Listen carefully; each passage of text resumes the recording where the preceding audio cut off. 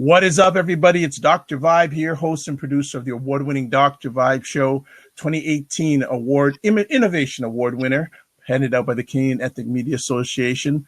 Also, this is the home of Epic Conversations. I'm the host of Epic Conversations. And remember, you're blessed, highly favored, a magnet for miracles, and a solution for someone's problem. And this is another first for Dr. Vibe, because I don't know when I've done a 9 a.m. Sunday morning conversation with anyone, but this gentleman, we make room when we can fit on his tour to do a 9, and he's so humble, but he's doing great work. And I've been after him in a good way for a little while to join us on the Get Vocal platform, and we're very blessed and highly favored to have Anthony Morgan. Let me tell you a little bit about him. He's the lawyer and training development consultant in the City of Toronto's Confronting Anti-Black Racism unit, through coordination and delivery of strategic learning and education sessions to City of Toronto staff. He is responsible for the implementation of the anti-Black racism training and development curriculum based on the Toronto Action Plan to confront anti-Black racism. Before joining the City of Toronto, he was an associate at Falconers LLP, specializing in the areas of civil, constitutional, and criminal state accountability litigation. He has a special interest in anti-racist human rights advocacy, particularly in the area of anti-Black racism, has appeared in various levels of court, including Supreme Court of Canada, and has also represented the interests of African Canadians before United Nations human rights treaty bodies. In both 2016 and 2017, Anthony was nominated as one of Canada's top 25 most influential lawyers by Canadian Lawyer magazine. As you can tell, I could go on for a while. But also, some of the other highlights I will share about him is that he's a member of Legal Aid Ontario's Test Case Committee since 2017. He provides Legal Aid Ontario with expert independent advice on applications for legal aid assistance for public interest matters. He also holds an LLB and a BCL from McGill University, Faculty of Law. He holds an Honours BA from the University of Toronto in Ethics, Law and Society. Let us welcome back to the Dr. Vibe Show, and also for the first time on Get Vocal, Anthony Morgan. How are you this morning, sir? I'm doing well, Dr. Vibe. Thanks so much for having me. And I really appreciate your patience and us being able to find this time. It's well, thank you very much, Dr. Vibe, for having me this morning, this bright Sunday morning. And I really do appreciate your patience and working with me so that we could find this time to have this conversation. It's always a pleasure to speak with you, and certainly an honor when I get the opportunity to be on your show to share a bit about the work that I'm doing and just connect with you. For many, and my pleasure, the pleasure is always mine. We always keep in touch either via text or other ways, and I'm very happy and proud of all the fantastic work you are doing. A lot of people here, they're seeing it for the first time, either live on the replay. Read a great bio about yourself. Tell us about the young Anthony Morgan before he became this mega. Well, I don't know how mega he is, but when I was younger, I came up like many other young Black kids in the Greater Toronto area, just trying to find my way, trying to mold a path for myself. When I was receiving all these images of what I could be, that I started to get a sense very early that was quite limiting. So you could be involved in gangs, guns, drugs, or just not seek higher education, or you could be a basketball player, rapper, these kinds of things. And so that's not unusual. I was exposed to many of those images, but luckily enough, I had parents who exposed me to literature that helped expand my imagination about what I could be. And so in particular, I'll never forget being given a book from my mom called Holler If You Hear Me, or the title is Holler If You Hear Me, by Michael Eric Dyson. And at the time I had to have been maybe 14, 15, and it blew open my mind. It's a book about Tupac Shakur, but more than Tupac Shakur. It's about Tupac and what he represented in terms of young Black malehood and trying to shape identity. And so that was a major, major motivator for me, reading that book and seeing who I could be. I didn't have to remove myself from my interests in rap music, in Black popular culture, but I could engage it in a way that was more politicized, that focused more on building and supporting Black communities in the way Tupac did. And so that book would really shape my consciousness, and it introduced me to a more critical and deeper understanding of the Black Panther Party. Tupac Shakur's parents were Black Panthers. And so really at the time where I was, my parents were also splitting up at that time. So it was very fraught and very emotionally difficult. But that book really helped ground me, because there's just the general anger and angst that teenagers go through at that age. So I'm going through that wave of things. And then my parents are going through this very challenging time. But I was given this book. It intervened in my life at the right time. And I just continued the path and learning about Tupac and then the Black Panthers and then the broader tradition of Black resistance. And I decided, although I wasn't a strong student when I first encountered this book, or this book encountered me, or it just came to me through my mom, it really shaped me and changed how I was being as a student. I started to take myself more seriously, and ultimately decided that I wanted to go to law school, and it led me on a journey to where I am now. You're leading me to ask and bring the conversation to an area I know that's very near and dear to your heart, your mother. Yes. And I was going to say, who was the driving force in regards to education? And and another thing, do follow Anthony on Twitter, because he has really raised up his Twitter game over the last little while. And family is very important to him. And there's other areas that we could talk about. Criminal justice has been something too that he's talked about recently. I won't get into that. It's up to him if he wants to chat, and maybe that's another conversation. But let's talk about the importance of the mother being in a foundational area of your life. Yeah, my mom, she continues to be a major influence of mine. She had my sister when she was 17. So my parents were teenagers, and they had my older sister, Toni Morgan, and had me when they were in their early teens. And then I have a younger brother, Emil, early 20s. And then they had my younger brother, who's just 4 years my junior, not too long after that. And they, as young people do, you think about who you were, many of us, when we were between 17 and 23. We're going through some things, and they were trying to figure out life while having 3 kids. And so it led to a lot of challenges. Just the very fact that they had kids that young alienated them from their family. And so it put a strain on their relationship. But through that time, my mom has been a huge influence as it relates to having an imagination. I think part of why she sent or shared the book, Holler If You Hear Me, to me, was why she shared it with me was because she knew that it would help me see beyond the tough circumstances that I was experiencing, that we were experiencing. Just seeing the life of Tupac. His mom struggled with addiction. They lived in poverty, but he continued to have a vision. She continued to push him. And my mom, we dealt with different challenges, but the challenges no less. And so my mom continues to be a motivator and a guide as it relates to keeping a broad sense and a vivid sense of imagination of what could be possible for Black people. And so it's inculcated with me, and she's inculcated in me a love for reading about our people, a love for study, and a love for speaking and engaging about the experiences of Black people. And my dad too has been a motivator, but it's been a different kind. He's certainly been he's been a force to say, make sure you do the things that you need to do, be responsible as a young man, get your education and such. But I think where it was the creative elements of myself that leads me to try to reach and engage people in different ways through my writing, through my speaking. My mom continues to be a major factor in that. Yeah, I find it absolutely fascinating that she gave you that book at 14 years old. If I ever get the honor and pleasure in meeting your mother, I would love to just hear some of her story and her with the foresight. And I would love to ask her just, why did you give your son that book at that time? Mm-hmm. I think that's a story in itself.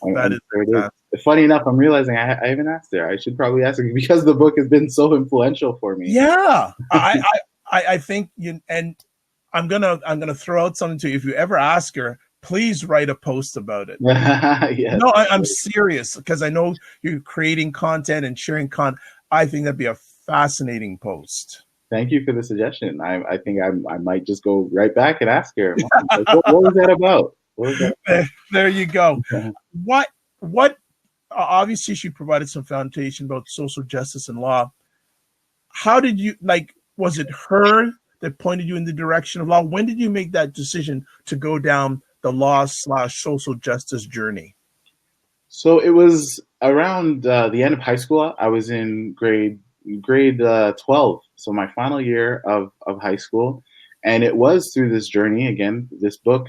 I might be belaboring the point, but it really was influential. And why is because so that book, Holler If You Hear Me, introduced me to another book, Seize the Time, which is a book written by Bobby Seale, who Yes. is the co-founder of the Black Panther Party for Self-Defense.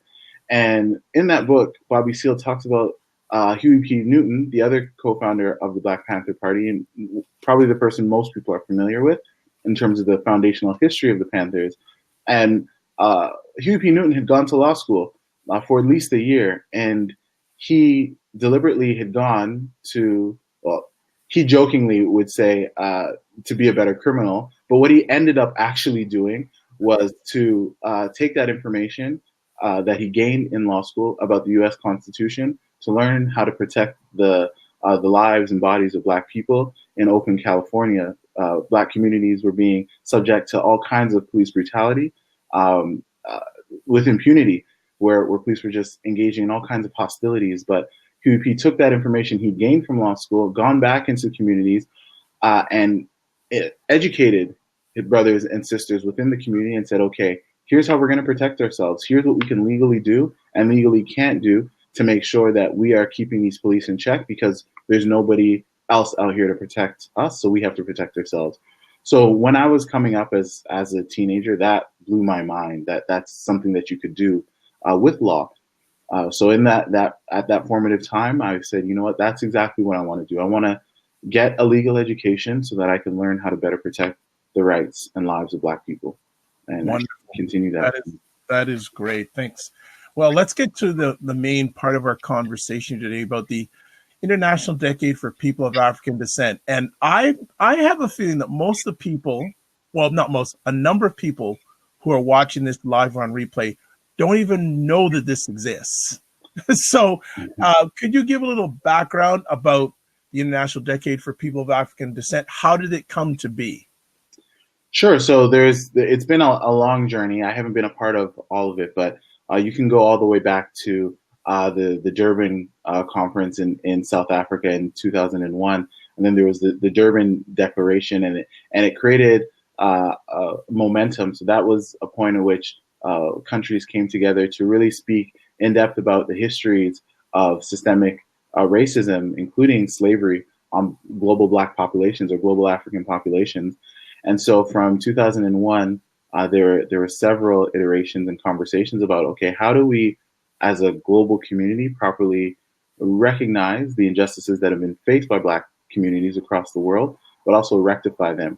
So fast forward to 2011, the United Nations declared that year the International Year for People of African Descent, and that pushed the conversation to ultimately end up declaring the years 2015 to 2024 the International Decade for People of African Descent. So now we are currently in the International Decade for People of African Descent that's been declared by the United Nations, and it has as its theme recognition, justice, and development. And with the passing of the International Decade, it's not just just the declaration, but it also includes what's called a program of activities. And so there are a number of things that the United Nations is calling states to do to recognize the International Decade, and particular interventions in the areas of healthcare, housing, education, and employment. So the United Nations is calling on states to undertake different projects, activities, campaigns, educational and awareness initiatives to make sure that we are recognizing, again, the power, place, contributions of Black communities across the world to rectify historic injustices. And one of those calls includes reparations and exploring different ways in which states can account for the role that they've played in the underdevelopment of Black communities. Now, was this, and thank you for the explanation and background, much appreciated. Was this something that countries signed on to commit to? Was this a declaration just given out by the United Nations asking other countries to participate and try to meet the mandates put in the declaration? So it was the General Assembly of the United Nations that formally adopted it. But as we are countries, so Canada being a country that is a full party of the United Nations, it's considered to have been adopted by Canada as well, insofar as it is a member of the United Nations. So same thing for the United States and the UK, other major countries across the world. And so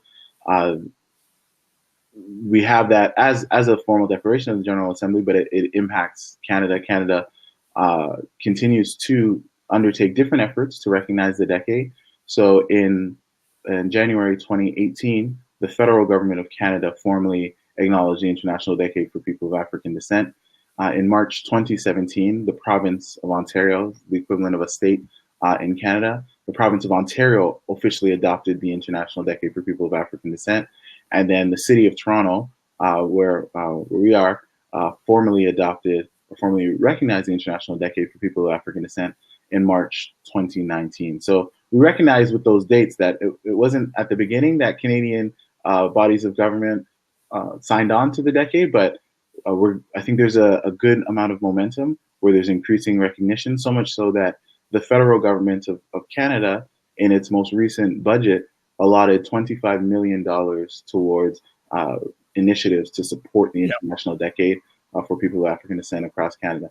Now, that's not going to change the world for Black communities. It's not going to go as far as we would like it to go, but $25 million is not nothing. We come from a time where just 2 years ago, there was no talk on the the national level about an international decade at this level. And where there were talks, I don't think they were being taken serious, but through a lot of community organizing, advocacy, focused engagement with decision makers, we've come to a point now where we've gotten $25 million when previously there was zero. And so while I recognize that it's not going to help change all the conditions of injustices faced by Black communities, it's something that we can certainly leverage towards getting to the place where we can make those changes happen.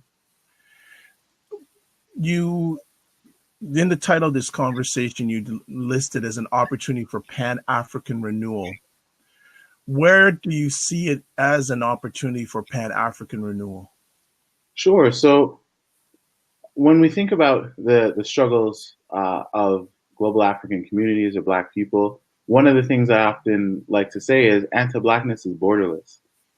That said, our resistance isn't as borderless as it can be. There are certainly people who maintain a Pan-African ethos, focus, and grounding for their resistance. But for the large part, the major organizing and mobilizations that we've seen have been largely states or country focused. But I think the International Decade for People of African Descent gives us a point of strategic leverage to expand our intellectual, our organizing, our focus more generally on how our struggles are connected to the struggles of African peoples in other countries. And so with a program of activities that the United Nations has adopted with the International Decade, with the different initiatives that other states are undertaking, I think it gives us an opportunity to open our minds, all folks who are engaged in struggle, resistance, and building for Black communities, to think about how activities that we undertake in our respective areas can connect with what's happening in other cities across different borders. In getting this initiative to level up, to scale up, how much education are you having to do, or are people having to do, like yourself, about the decade, the push, etc.? Do you find a lot of time you're spending, and your others like yourself, educating? Yeah, as it turns out, the notice hasn't gone as far and as wide as it could, and so it does take a lot of work just explaining that we are in the International Decade, what it is, its background, who signed on to it, is there money attached, is it just just an empty declaration, what does it entail? So there are a lot of efforts that still need to be undertaken. We don't have a lot of time. We're halfway through the decade, Yeah. essentially, and so so much more needs to be done to get the word out. And myself, and not myself, not me alone. There have been organizations and individuals, for instance, Emmeline Nicolas, who's based in Quebec, who is a writer, thinker, organizer, activist, who's been doing some great work to increase awareness for populations in Quebec. And there are other great folks and organizations developing in Ottawa, in Halifax, and different parts across Canada. And there's certainly also been some movements in the United States, but at this point, it's still very, it seems that it's still very nascent in the movements and the organizing for bringing this decade to public consciousness. And so I'm hoping that this conversation can help continue to push the message forward and encourage anybody who has some curiosity about what the International Decade means and is to check out the United Nations website. If you just do a Google search, International Decade, People of African Descent, you could see what it's about, how states are called to implement the decade for Black communities within their borders. Great, fantastic. You and I know we're based in Canada, but do you have any relationships in regards to this subject in the United States? Do you have communication individuals that you keep up with and work with in the United States at all? So outright, I'll say no. So where we've been focusing at this point, myself and other organizers that I've mentioned, we've been really trying to get the word up here within the Canadian borders, because we had this conversation. How do we connect with folks who are doing the work in the United States? But our approach has been, let's get our house in order. Let us actually have a kind of strategic way of engaging this, to be able to say, you know what, it's not just us 3, 4, 5, maybe 10 people who are committed to this, but we have whole communities that are committed to having the International Decade properly supported, not only as a local, but a global movement. And so how do we partner with you in that? And so we don't have those relationships as yet, but we are definitely looking at how do we forge those connections so that we can truly make this a global movement. And while I want to say this, while I believe that the International Decade holds tremendous promise for a renewed kind of global African vision for Black liberation, I don't see it ending after the decade. When 2024 ends, I think we will still be, of course we will still, I know I at least will still be working towards keeping an international consciousness for Black liberation. And so this is really a springboard towards a new way of being a global African person in this world. And so I'm hoping that we can use this time for grounding, for connecting, for building, to create a foundation for future generations of resistance. We're talking about Pan-African renewal, and where are some areas you feel that Pan-African needs to be renewed? Well, I would say in the conversation, for instance, around resources. So we are based in Canada, in Toronto in particular. And when we look at the Toronto Stock Exchange, we have mining companies that are, frankly, participating very significantly in the underdevelopment of African countries and Caribbean countries. And so this would be an area in which we can forge a global consciousness around, okay, whose resources are these? Who's benefiting from it? And how is this impacting? How's resource extracting impacting Black communities? And so I think that would be a key area. Climate change itself would also be a major area where we have folks who are the most victimized and disadvantaged by a lack of environmental stewardship, or I should frame it more as environmental destruction on the continent, but other places where African or Black communities reside. And so this would be another area in which we could stimulate change and focus, as well as our work against police brutality and systems of state injustice, where almost wherever you look where there are major Black populations, you have forms of state repression and police brutality with considerable amount of impunity. So these are just a few of the many different areas in which I think we can create rallying points for the renewal of the Pan-African consciousness. And I want to also be clear in saying that I'm not suggesting that nobody is thinking on at a Pan-African level. People are doing it. They have been doing it for decades, for generations. It continues. But what I'm more speaking to is seeing how the International Decade offers yet another or a new way that hadn't existed before. So just by virtue of having an International Decade for people of African descent, it creates a kind of renewal. It allows us to think about how states help and hinder our abilities as Black people to build for ourselves and to move towards our liberation. How has you work with for the City of Toronto? How has their response been to the Decade Declaration? So, like many folks who just don't have a background or understanding, it's been met initially with hesitation, uncertainty, but myself and the team that I have in the Confronting Anti-Black Racism unit, under our leadership, led by Miss Anania Ayodele Grant, we've undertaken a strategic campaign to just inform and advise folks on what the decade actually means at the international level, but also what it means to Black Torontonians. So Toronto has the highest population of Black communities in all of Canada.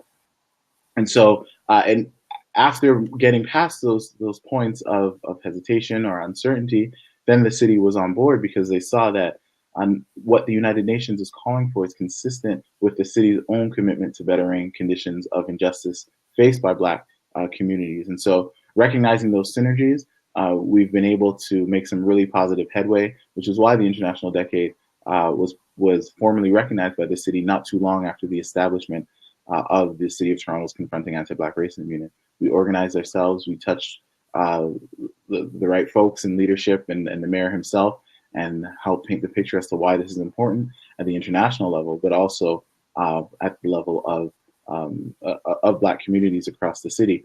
The City of Toronto has as its official model, diversity our strength.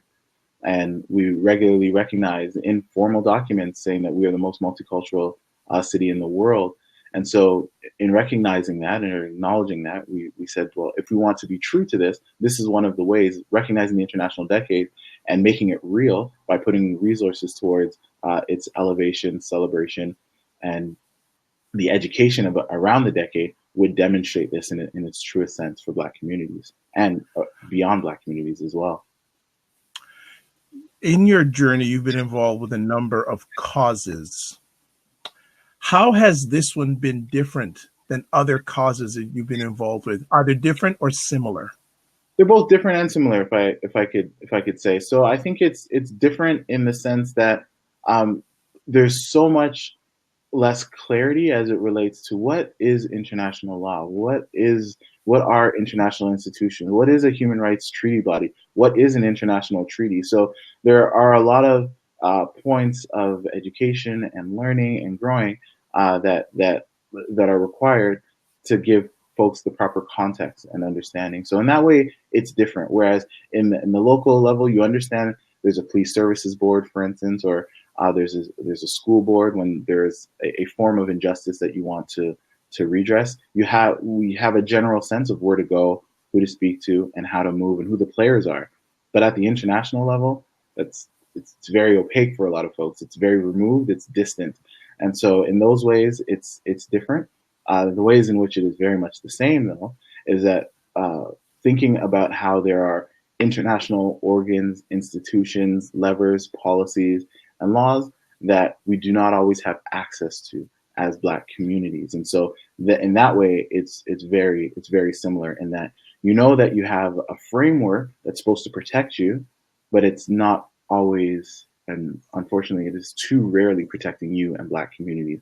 And so having to organize to get Black communities to speak to those policies and work with decision makers, work on the ground, build within communities to create heightened awareness, understanding, and impetus for resistance, for organizing for change for Black communities. So in those ways, it's similar and it's different.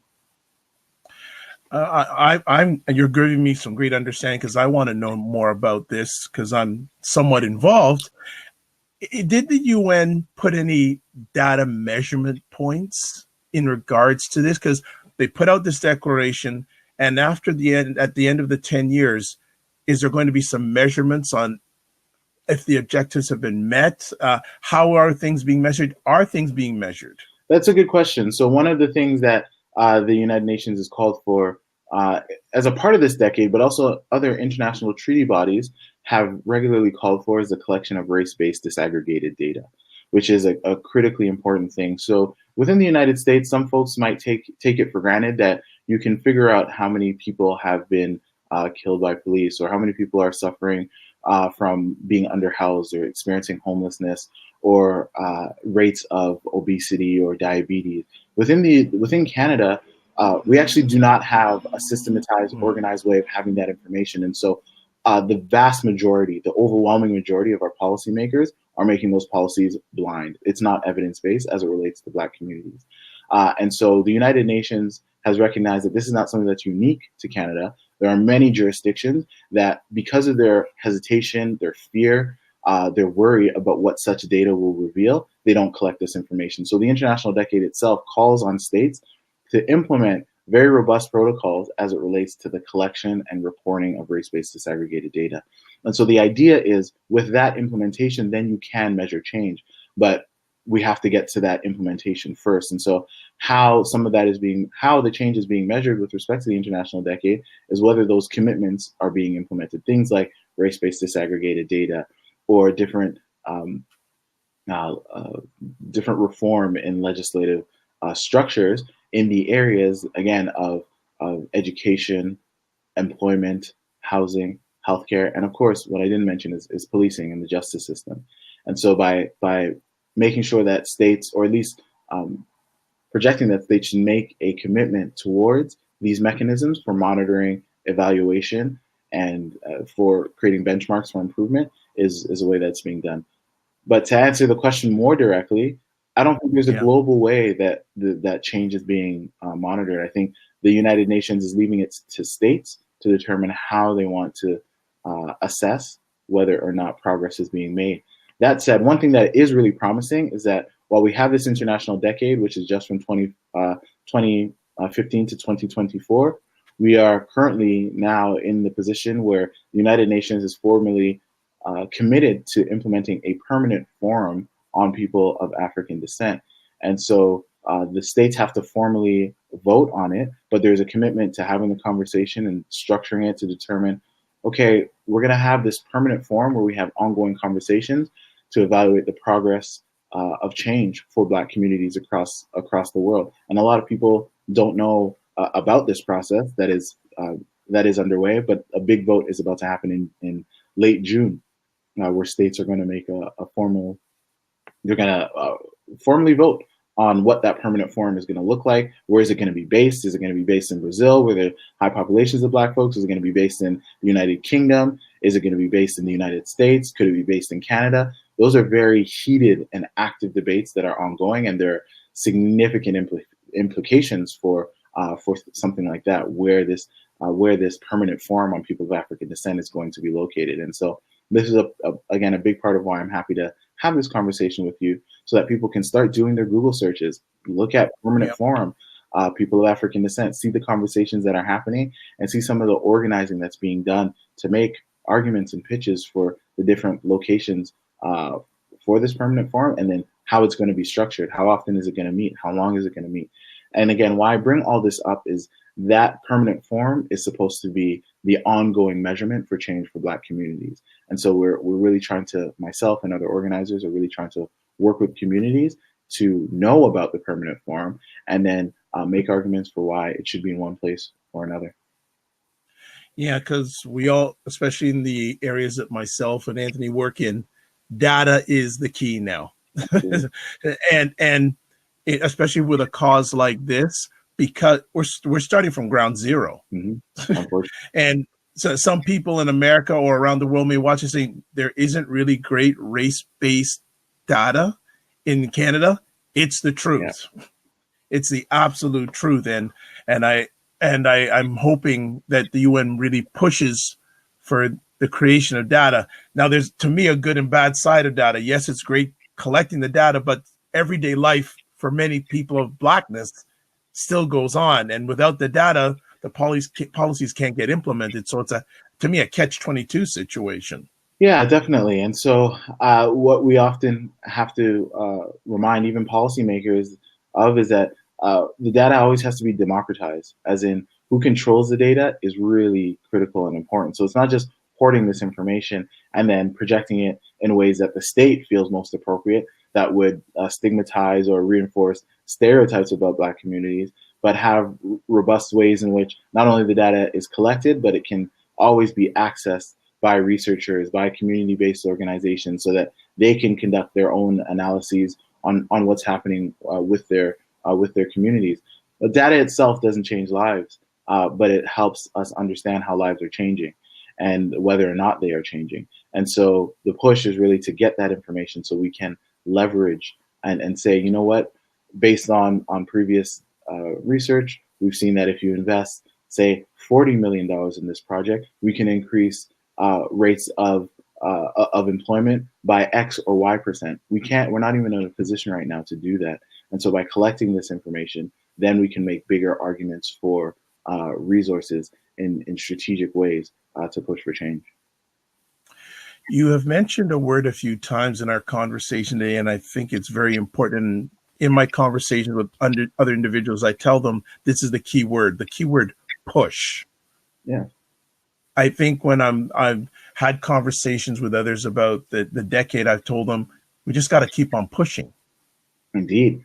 And as you say that, I think about the quote from Frederick Douglass, power concedes nothing without a demand, right? And so we can't take for granted that out of the goodness of folks' hearts, that policymakers, politicians, people in power and influence are going to recognize our humanity. We're going to have to push for it. We're going to have to demand change in an ongoing, strategic, collaborative way that is really based on communities' needs. And although I just mentioned that we don't have systematized, uniform data, there is important research that is out there that shows you the conditions of Blackness across jurisdictions, even in Canada, that would have been conducted independently. And so we do need to use what we do have and continue to push, and also help in doing that pushing, inspire other folks in other jurisdictions to do the pushing for themselves as well. And so that we end up creating this collective push for a new way of being Black in this world. It's interesting as I'm thinking about the word push and you're speaking about it and sharing about it. It reminds me of Jesse Jackson's Push Coalition. And yeah, I was just thinking, I'm going, yeah, didn't Jesse Jackson have this push coalition? So the word push is very important in the lives of Africans around the world, not just Toronto, Canada, United States. It's a worldwide situation. What do you feel has been the biggest challenge in making awareness to get engagement in regards to the decade? And I know you can only speak maybe from a Toronto or maybe Canadian perspective. What has been the biggest challenge to get the push to move forward? I would say the biggest challenge has been the very conditions of injustices that we experience. What I mean by that is that because we're experiencing elevated rates of unemployment, underemployment, high rates of police use of lethal force, police brutality, carding, or what in the American context is more of a stop and frisk kind of engagement with police. Our kids are being suspended and expelled at considerably high rates. We're underhoused or precariously housed. We experience high levels of health inequities. What I'm getting at is the conditions of injustice are so deep that folks are just trying to survive. We're really trying to just get by for the most part. I'm not saying universally. There are Black communities that are thriving, or Black individuals that are thriving. But if you look at data and statistics, it is more common than not that you're experiencing one or more of these kinds of systemic injustices. And so in the midst of that, it's difficult to find time to really think about, what does this international decade mean? How does it impact me? Because I really just need to get through this week. I really need to think about, how do I get groceries by the end of the week, or how I'm going to pay my rent. Within the city of Toronto, where we have the highest cost of living in the country. And so these are the very real, practical, immediate, material concerns of folks. And so saying, hey, let me have you come to a meeting to talk about the international decade, it's not the easiest thing to do when folks are just really trying to get through their week with themselves or their family, their children. And so that has been a significant barrier. So that's at the level of our community. I would say at the level of like beyond our communities, there is a complacency within Canada. We frame ourselves as this country with this grand tradition of liberation for Black people, that we don't have issues of race. We are essentially racial exceptionalists. So the United States, they are terrible racists, or that's where all the terrible racists are. But in Canada, it's this place of freedom. And so that creates a deep cultural complacency among politicians, among policymakers, among people of influence. And so when you talk about the International Decade, they're like, well, why do we need that? We are this multicultural haven where everyone across the world wants to come live and build. And while there is certainly data that shows that many people do want to come to Canada, the other side of that data is that when they come, they experience significant levels of socioeconomic marginalization that doesn't get projected into the media. And so a lot of people end up coming here and being sorely disappointed, or frankly disappeared into the margins of unemployment, of poverty, of struggle, even where they're just fighting for their kids to get through school in a way that is healthy. They're fighting for access to community programs. They're fighting just to be seen at work. And so with all those interconnected struggles, it does end up being a barrier or a difficulty getting to the point where we can raise consciousness around the International Decade. Wow. It seems a lofty task to achieve, and it's not gonna be achieved even at the end of the decade. What have, and I don't know if you do have correspondence. You mentioned Ottawa, Nova Scotia. And I know you can't speak for them directly, but how has your communications been with some other groups in those cities in regards to the decade? Are they having similar experiences, similar challenges? What are you hearing from them? My sense is that they are experiencing similar challenges. One, just the basics of awareness and the mechanics of what this thing is, and then who the players are.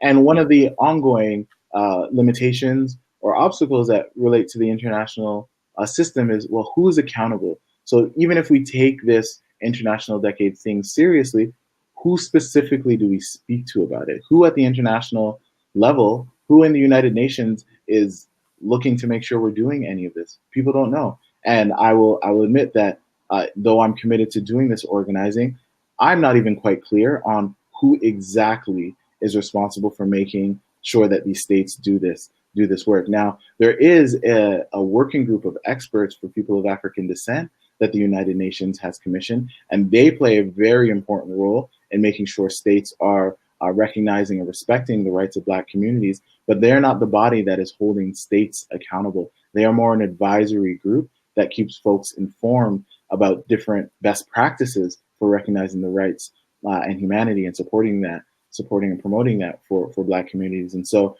there are a lot of details that still need to be figured out by Black communities, not just here in Toronto, but in Halifax and Ottawa.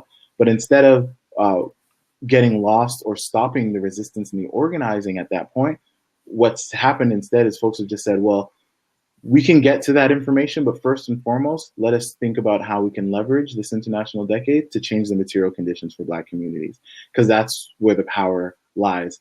Because for a lot of folks within communities, the concern about who at the United Nations is going to monitor and oversee that is less pressing and important than how this decade is going to create a push for more jobs or for more access to affordable food, housing, childcare, transit even. And so that's more been the way of organizing around this. But the message has largely been consistent that, well, people don't know, and then when they know, there's not a sense that there's a genuine commitment, because we don't know who has the power to hold states accountable for any of this. I know you can speak to, and you have spoken to, the response of the City of Toronto government. Do you have any comments on response by these three bodies? The provincial government, and for those in the United States, provincial is like state, and our federal government, which is our national government, and business. Sure. So I'll say from the outset, I haven't heard any rumblings around the business community, but I think Interesting. For businesses, the International Decade provides an incredible opportunity, I think, for marketing, for demonstrating that you have this commitment to the betterment of Black communities, and that if you want to expand yourself into global markets, I think having some acknowledgement, even if it's just among your employees, around this commitment to the decade, I think there are opportunities there. The focus of the program of activities that's been adopted by the United Nations does focus primarily on states, but it doesn't exclude the prospect or creative thinking to see how businesses can take advantage of what the International Decade offers towards making that change. The only government in Canada that has committed direct resources towards the International Decade is the federal government, where they have dedicated, as I mentioned, the $25 million towards the recognition of the International Decade. And I would hope that other levels of government, at the province of Ontario, where the City of Toronto is, would see that and take initiative. We have school boards, which are a kind of body of local government, that have taken on the initiative by formally recognizing the decade. The Toronto District School Board and the Toronto Catholic District School Board, those are the two main school boards within the City of Toronto. They haven't yet formally adopted the decade, but they know about it, and I know that they're active working towards implementing it. So it's a slow going process, and with that lack of awareness and understanding, it is going to be a tough haul. But myself and other organizers, I know you, Dr. Vibe, also in the work that you're doing within community, you continue to push the message. It's really just for us to stay at it, to keep working, to find different ways to spread the word in new and creative ways. It disappoints me for you to tell myself and our audience that there's only one government in this country who claims to be so multicultural and diverse that has made a commitment, not only by word, well, they've made it by word, and they've also put some money behind it. And again, we don't even know how that's going to be after our upcoming federal election. Yeah. In regards to that, that's disheartening. It is disheartening, but again, I go back to the quote: "Power concedes nothing without a demand." I don't think it's the sole responsibility of Black communities and allies to fight for this, but because of the histories of anti-Blackness, I think it's reasonable to expect that it will be a fight for us to really push the message and to really navigate and be dynamic and creative and engaging systems of influence and of knowledge creation and consciousness awareness opportunities to help more people know and understand that the decade is here, that we're in it, and that it needs to be recognized for the betterment of Black lives. And I agree that even this is a great opportunity, whatever the result, for Black communities to work together and win together. Mm-hmm. And that's critically important. That is where also that Pan-African vision comes from, or when I think about the renewal. So we have this way too typically of segmenting off parts of our communities, and we are multiple communities. There's not the Black community, but I think this International Decade creates a massive opportunity or prospect for us to come together and say, okay, you've been working with this part of Black communities, you've been working with another part of Black communities. How do we collectively, strategically leverage and use it as a touch point, this International Decade, for our mutual benefit, as opposed to being in competition with each other? So there are ways in which I'm seeing some of that happen already, and it is really promising. And that's part of why I see the International Decade as a point for Pan-African renewal. And also, Pan-Africanism is about a consciousness for many folks who've had the opportunity to read and study it. And so the borderlines of states often also operate within our minds. But the International Decade offers us an opportunity to break down those borders that exist in our very minds that keep us, for instance, sometimes from not working with, for instance, if we're talking about the Canadian context, Caribbean folks not working or doing enough work to build with folks from the continent, from different parts of the global African continent in strategic and effective ways. And so, again, I'm hoping that the International Decade could be used as that point of consciousness shifting where we can say, okay, there are these borders that formerly exist out there, but how do they exist in my mind? And how do I use the decade to break that down? Because there's a borderless experience of anti-Blackness that we both have an interest in overthrowing, frankly. Wonderful. Well, I know that you always have things to do and are on the run, and we're coming up to the end here. So as we wind down our conversation, are there any final thoughts, things you'd like to share with our audience when it comes to the International Decade? All I would say is I would strongly encourage folks. I don't have the exact URL for you, but the way in which our algorithms work now in technology, you literally just type in International Decade, United Nations. You will see a wealth of information that's there. You might also see that your own country has had a visit from the working group of experts for people of African descent, which has happened in the United States and Canada, where a very detailed, specific report has already been drafted on what your specific country needs to do to better the conditions for Black communities. And so there have been several country visits that have been a part of this work towards enlivening the International Decade. So my message would be simply educate yourself, educate, collaborate, elevate. So educate yourselves, then educate communities, then find other people who are doing the same. So that's the collaborate, and then elevate. Look at how you can reach out towards different policymakers, different politicians, but also journalists. Journalists are often looking for new, interesting stories. And so, this is an exact example of it being here, where people want to actually talk about it, not universally, but see who would be a sympathetic or on-side journalist or person of influence in media, and try to build that awareness that way. And just adding on to that, while Anthony was sharing there, I just typed in my search International Decade for People of African Descent right at the top.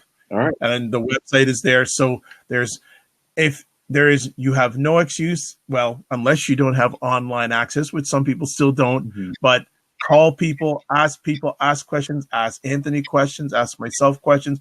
We may not have all the answers, but certainly we can get your process started in understanding more about this important movement, this important push in going forward. Because I typed it in my browser, it was the first thing, and there's a massive amount of information.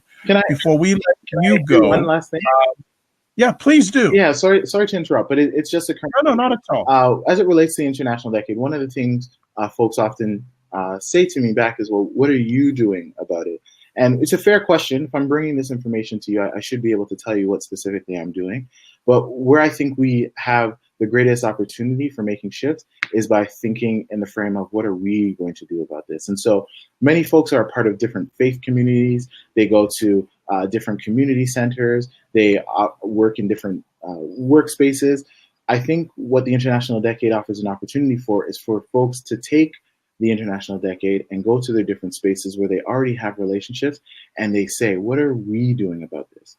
What are we going to do about this? Or what is our church going to do about this? What is our mosque going to do about this? What is our community center going to do about this? What is our folks home going to do about this? What is our sports team going to do about this? So there are so many different ways in which even just the declaration that this team or this organization or this building or this church, this mosque, this community space is recognizing the decade. And also on the website, there are different logos and emblems that you can affix to your work to show that, hey, we are committed to the International Decade. So these are the different ways that you can make it real in your respective spaces. Instead of looking out there to say, what are you doing? Say, what are we doing? Or what are we going to do about this? Yeah, it all starts with you. Yeah. Bottom line. And that's fantastic. And just you sharing about different logos and things, I'm going to search on the website to see where I can incorporate that in my communications to outsiders, etc. So, and if I can't find it, I'll certainly be asking Anthony where I can find it. Let me ask, if people want to get in touch with you, how is the best way to do that? Sure. The best way to keep in touch with me and to follow the work that I'm doing would be via Twitter. That's the main way in which I communicate. I don't have an IG or other forums. I don't really use those platforms. But no, you're good where you're at, man. Just keep the course. You're very good where you're at. Yeah. So my handle is Anthony, Anthony N Morgan, Morgan. So Anthony N Morgan.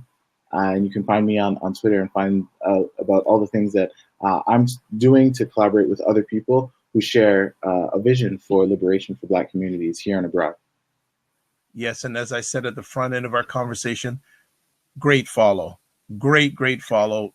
He is, he's a Twitter. You're on fire on Twitter. I don't know like how you keep up with. I know how positive, productive. I don't use the word busy. How positive, productive your life is. So I'm going, wow, respect. Thank you. Big time. Absolutely. Well, thanks everybody for watching, either live or on the replay. I am Dr. Vibe, host and producer of the award-winning Dr. Vibe Show, 2018 Innovation Award winner by the Canadian Ethnic Media Association. If you want to find out more information about everything Dr. Vibe, go to my website, the DRVIBESHOW. You'll get all the information you need, a lot of conversations. And if you want to have me host a conversation, if there's a subject you want discussed on this platform and you're too shy to do it yourself, please touch base with me at dr.vibe at the drvibeshow.com. As always, I end my conversations with this: live your life as a dream. If you can dream it, you can make it. Sometimes you have to get smaller to get stronger. Block assumptions and then aim bigger, aim better, aim higher, aim wider. I'd like to thank everybody for watching the conversation, and please take a look, no matter what your background is, about the International Decade, because one group moves forward, we all move forward. Sure. God bless, peace be well, and keep the faith. Take care.